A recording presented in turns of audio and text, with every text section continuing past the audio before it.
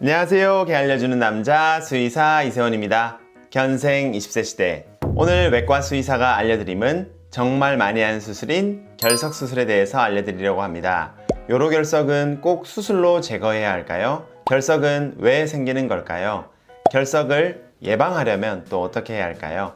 오늘 결석 수술에 대해서 알아보겠습니다. 영상을 끝까지 시청해주세요.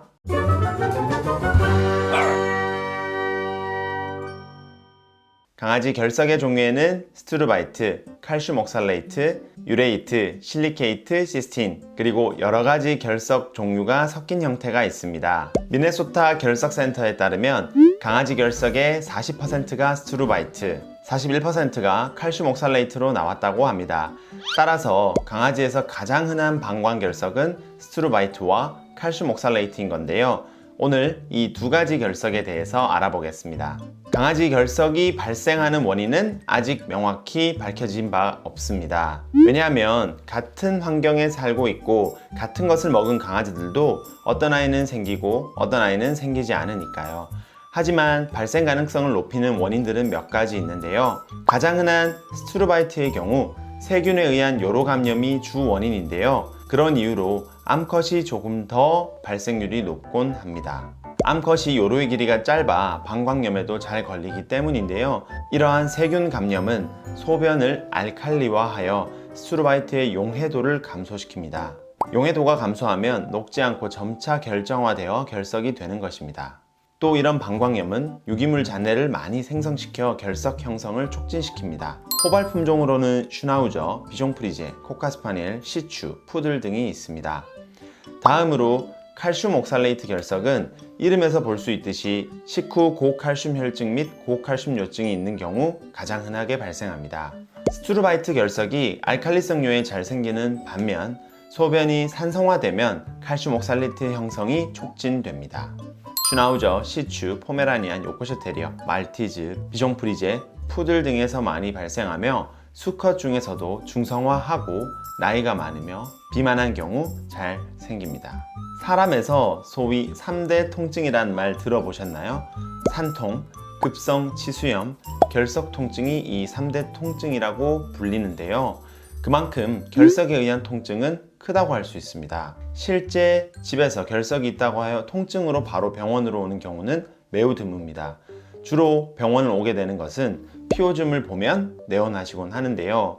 이 피오줌, 혈뇨뿐만 아니라 소변을 자주 보는 빈뇨, 소변을 볼 때 배뇨 통증을 느껴하거나 배뇨를 잘 하지 못한다면 병원에서 검사받아 보셔야 합니다. 따라서 강아지들이 통증 표현을 하지 않더라도 결석이 있다면 계속 통증이 심한 상태일 수 있습니다. 결석은 수술로만 제거해야 할까요? 아닙니다. 조기에 확인한다면 수술 없이도 제거할 수 있습니다. 결석이 되기 전 단계를 아까 결정화 단계 또는 크리스탈 단계라고 부르는데요. 이때 확인이 되면 조기에 개입하여 수술 없이 치료할 수 있습니다. 방광에 모인 소변이 요도를 통해 나오게 되는데 이 요도를 만약 결석이 막고 있다면 크기가 작은 경우 수술 없이 역행성 수압 추진법을 통해 돌들을 방광으로 밀어 넣을 수 있습니다. 하지만 이 시술 자체는 일시적이기 때문에 장기적으로는 방광 내에 있는 결석을 제거해 주어야 합니다. 결국 결석이 많이 형성된 채로 발견된다면 피오줌과 같이 눈에 띄는 증상이 없더라도 배뇨 통증이 있을 수 있기 때문에 수술로 제거해 주어야 합니다. 가장 많이 하는 수술 방법은 개복하여 방광에서 돌을 꺼내는 방법이고요. 최근에는 방광 내시경을 통한 제거, 레이저 세석술과 같이 절개 없는 수술들이 늘어나고 있습니다. 하지만 이런 수술들의 경우에도 요도 길이나 결석 개수에 따라 실시하지 못하는 경우가 있어 결국 개복하여 수술하는 경우가 많습니다. 그렇다면 결석을 예방하려면 어떻게 해야 할까요? 가장 중요한 것은 물 섭취량을 늘려주셔야 합니다. 물 섭취량이 부족하면 소변의 비중이 높아져 샛노란, 완전 노란 오줌을 보게 됩니다.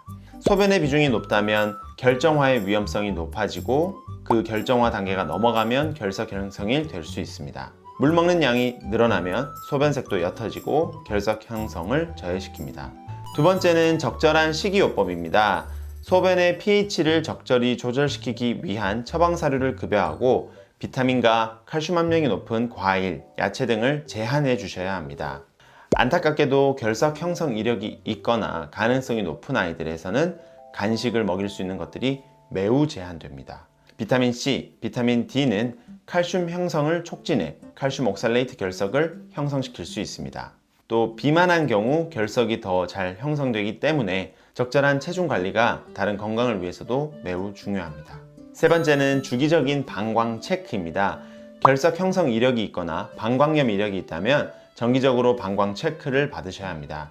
열심히 관리하더라도 결석 재발은 매우 잦은 편입니다. 따라서 돌이 되기 전 단계에서 적극적으로 개입하여 돌이 되기 전에 막아주셔야 합니다. 요로 감염을 치료하고 예방하며 정기적인 체크를 하는 것이 방광 결석 예방의 정답입니다.